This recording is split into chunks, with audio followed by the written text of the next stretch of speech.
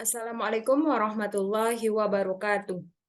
Perkenalkan, saya Rati dengan NIM 200591170, Prodi Manajemen, Fakultas Ekonomi Universitas Negeri Padang. Baiklah, pada video kali ini saya akan mengerjakan analisa regresi logistik. Video ini merupakan ujian tengah semester mata kuliah Statistika Multivariat yang diampu oleh Bapak Ilham Taib, SEMM.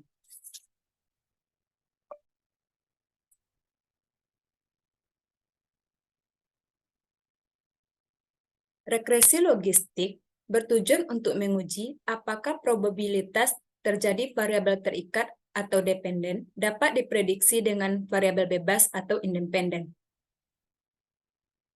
Regresi logistik ini terbagi menjadi dua bagian, yaitu yang pertama, binary logistic regression atau regresi logistik biner. Regresi logistik biner digunakan ketika hanya ada dua kemungkinan variabel respon Y. Misalnya membeli 0 dan tidak membeli 1, sukses atau gagal, ya atau tidak, sehat atau sakit. Yang kedua yaitu multinational logistic regression atau regresi logistik multinasional. Regresi logistik multinasional digunakan pada variabel seperti Y terdapat lebih dari dua kategori. Misalnya tidak 1, kurang 2, sedang 3, baik 4. Baiklah, pada video kali ini saya akan menjelaskan mengenai regresi logistik biner, di mana untuk pengolahan datanya menggunakan aplikasi SPSS. Di sini, saya akan menjelaskan bagian mana yang perlu untuk dimasukkan pada regresi logistik biner. Yang pertama yaitu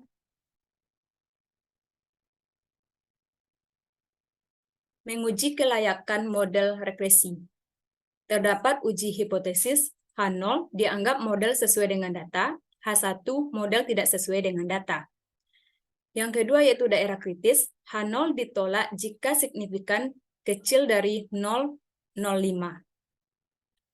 Yang kedua yaitu uji overall, yaitu terdapat H0 tidak berpengaruh variabel independen secara simultan. Yang kedua, HI, ada pengaruh paling sedikit satu variabel independen terhadap variabel dependen. Daerah kritis, H0 jika ditolak jika X hitung besar dari tabel atau signifikan kecil dari 0,05. Selanjutnya yang ketiga yaitu uji parsial, di mana uji hipotesis H0 konstanta atau koef regresi tidak signifikan. H1 konstanta atau koef regresi signifikan. Daerah kritisnya H0 ditolak jika signifikan kecil dari 0,05. Selanjutnya yaitu koefisien determinasi, yang kelima klasifikasi tabel, dan yang terakhir yaitu model logistik. Baiklah, di sini sudah tersedia data-data yang akan kita gunakan pada aplikasi SPSS, di mana data ini akan kita salin pada aplikasi SPSS tersebut.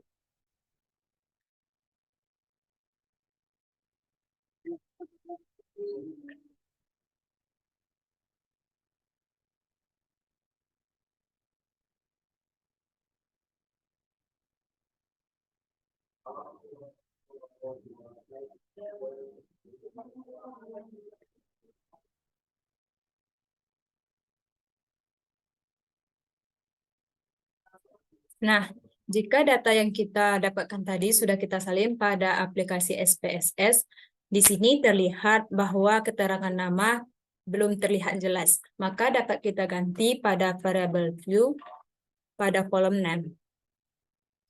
Yang pertama yaitu X1, yang kedua X2, yang terakhir yaitu Y. Nah, di sini terdapat label, maka label 1 atau label X1 dapat kita isi dengan jenis kelamin,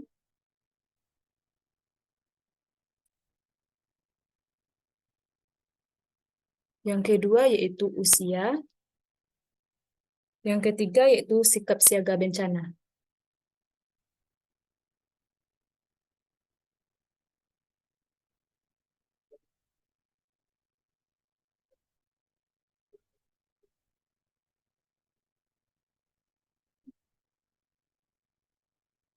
Nah, pada bagian valuenya yaitu dapat kita isi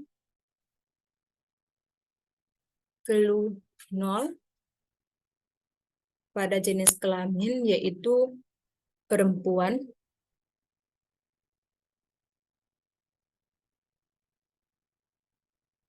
satu labelnya laki-laki,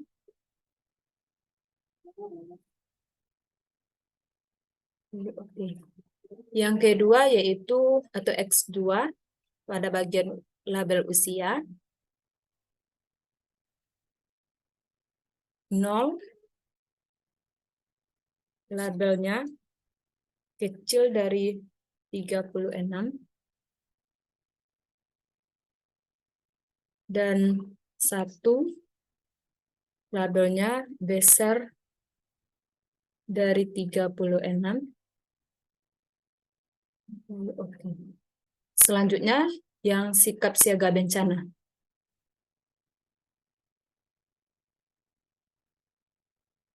0 labelnya tidak siap.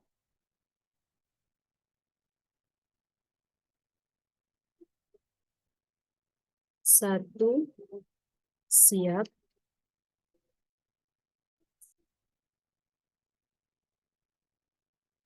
Nah, apabila label sama value-nya sudah kita isi, maka langkah selanjutnya yaitu analyze. Di analyze, kita memilih bagian regression. Bagian regression terdapat binary logistik. Nah, di sini sikap siaga bencana merupakan dependen, kita pindahkan, jenis kelamin dan usia. Lalu selanjutnya yaitu kita klik bagian save. Lalu kita centang probabilitas group. Selanjutnya continue. Dan selanjutnya kita pilih bagian option. Pada bagian option ini kita pilih classification plots, Hosmer Lemon Coordinates of Fit. Selanjutnya iteration history. Selanjutnya CL4X. Lalu kita continue. Dan oke.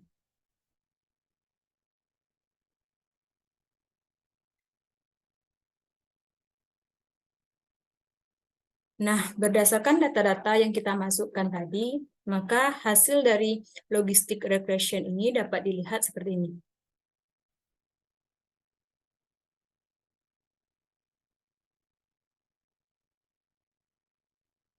Kemudian selanjutnya dari hasil tersebut kita akan terjemahkan atau berikan penjelasan dari setiap hasil yang kita peroleh berkaitan dengan regresi logistik biner.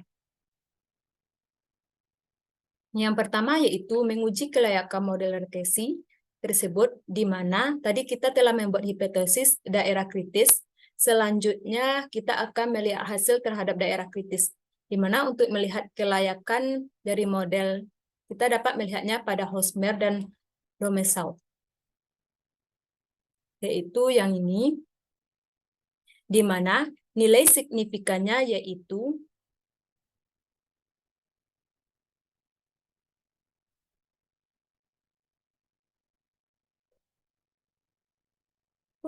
aku nak do 0,063 deh.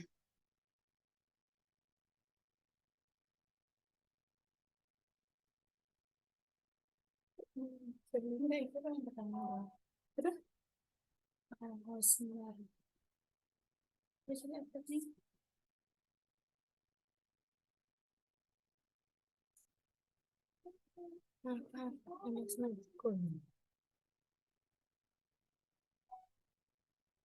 Bukan? Enggak. Kok? Ya kan. Iya, betul. Lupa.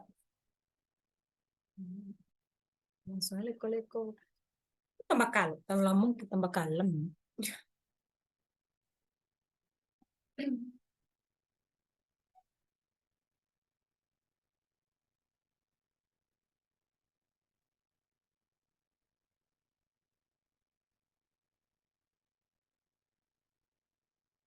Kan ya. Pak lo baju kuning bukan temennya.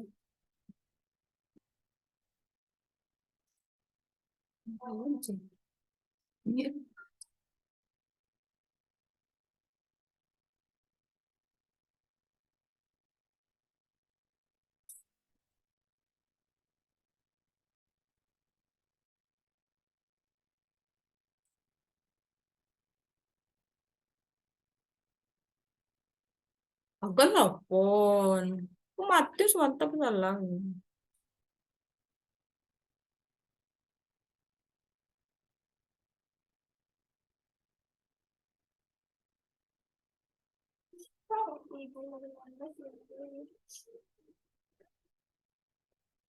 Kemudian selanjutnya dari hasil tersebut, kita akan terjemahkan atau memberikan penjelasan dari setiap hasil yang kita peroleh berkaitan dengan regresi logistik binernya.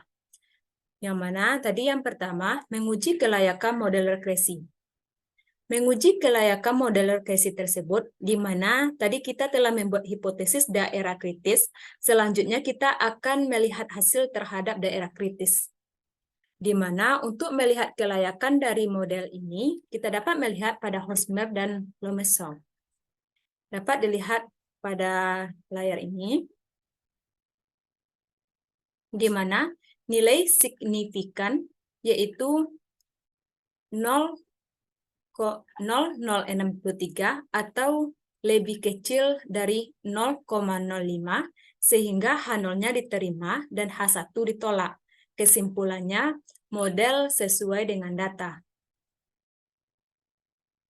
Selanjutnya yaitu yang kedua, uji overall atau uji secara keseluruhan, di mana dapat kita lihat pada Omnibus Test of Model, koefisien.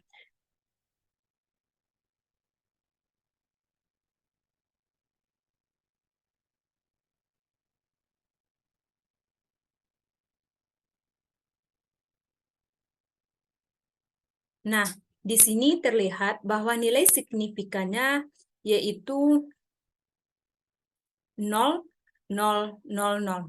atau lebih kecil dari 0,05 sehingga H0-nya ditolak dan H1 diterima.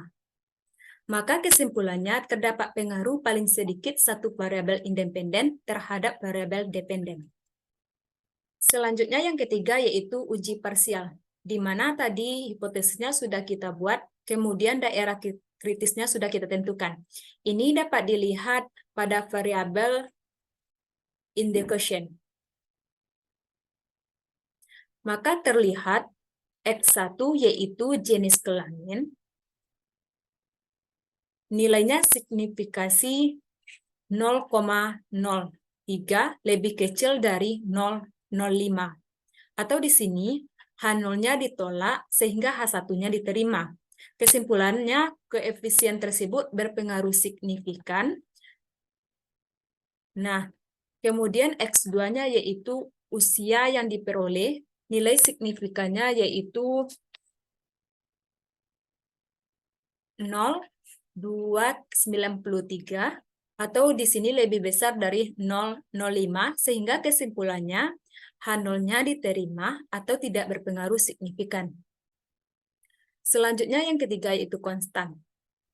Yaitu konstan di mana nilai signifikannya yaitu 0,002 atau lebih kecil dari 0,05.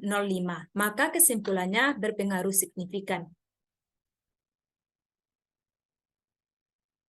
Selanjutnya yaitu yang keempat, yaitu koefisien determinasi. Koefisien determinan, di mana kita akan melihat hasil dari determinan tersebut dari model summary. Di mana pada model summary ini terdapat dua Cox atau Snell R dan Knuckle R.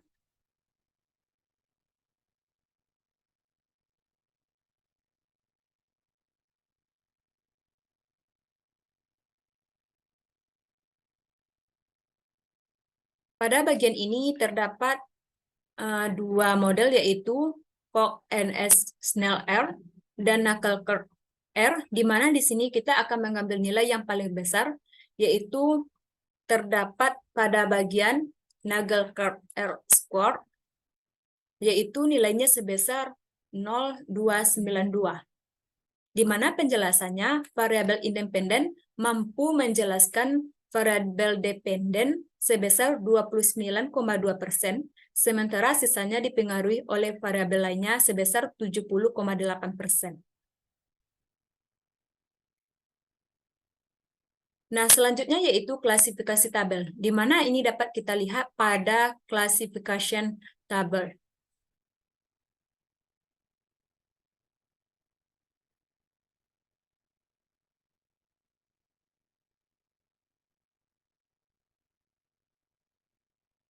Di sini dapat dilihat pada classification tabel penjelasannya yaitu presentasi untuk ketepatan prediksi sikap siaga bencana Y secara keseluruhan yaitu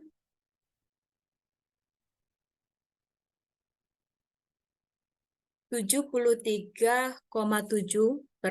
Nah, di mana prediksi ketetapan sikap tidak sesuai yaitu sebesar 74,4% dan tidak diprediksi sebesar 25,4%. Sedangkan presentasi sikap siap sebesar 73% dan tidak dapat diprediksi atau prediksinya salah yaitu sebesar 27%.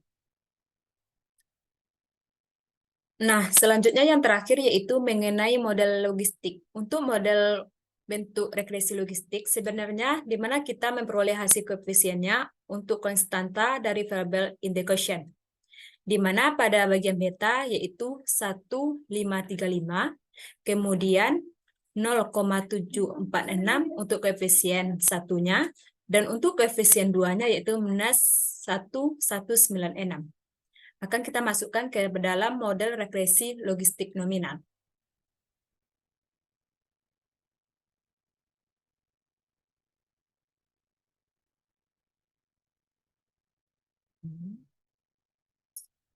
Koma 535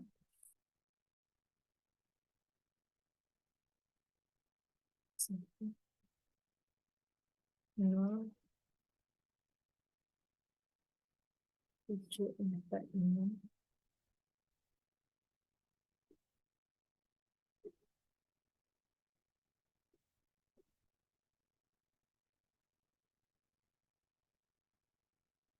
0,746 sebagai koefisien 1 dan minus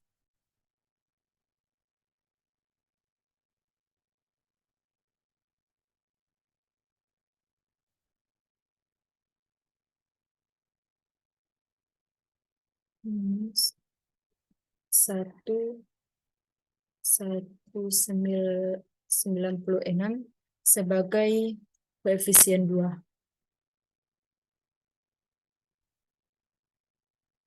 Maka beginilah bentuk model logistik dari data-data yang kita masukkan tadi.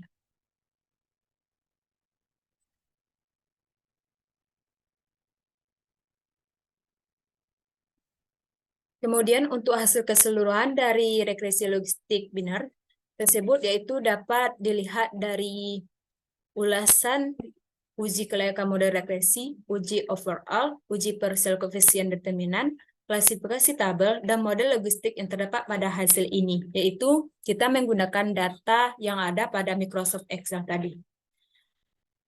Baiklah, itulah penjelasan mengenai logistik, model logistik regresi biner yang dapat saya jelaskan. Jika ada kesalahan, saya mohon maaf. Saya tutupi dengan Assalamualaikum warahmatullahi wabarakatuh.